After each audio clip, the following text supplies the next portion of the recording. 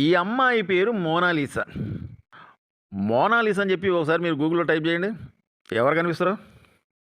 ఇంతకుముందు మోనాలిసా అంటే ఒక మంచి పెయింట్ ఒకటొచ్చేది.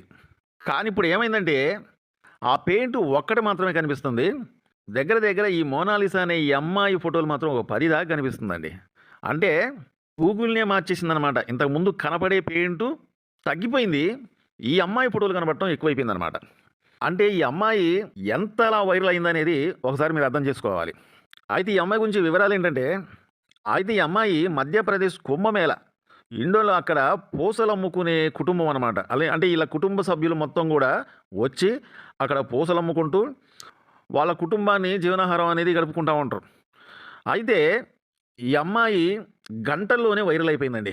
ఈ అమ్మాయిని చూద్దామని చెప్పి వచ్చే జనాలు మామూలు కాదట.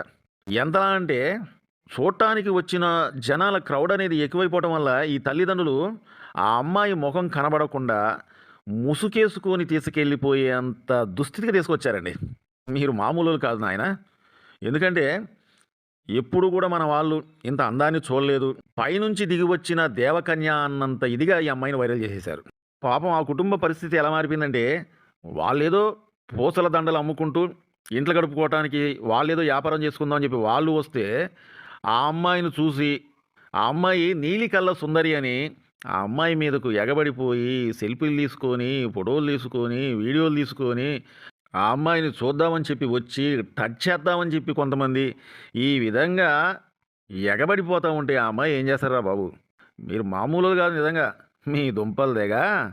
అసలు ఏదైనా గానీ ఒకళ్ళని వైరల్ చేయాలంటే మన భారతదేశంలో చాలా ఈజీ అయిపోయింది.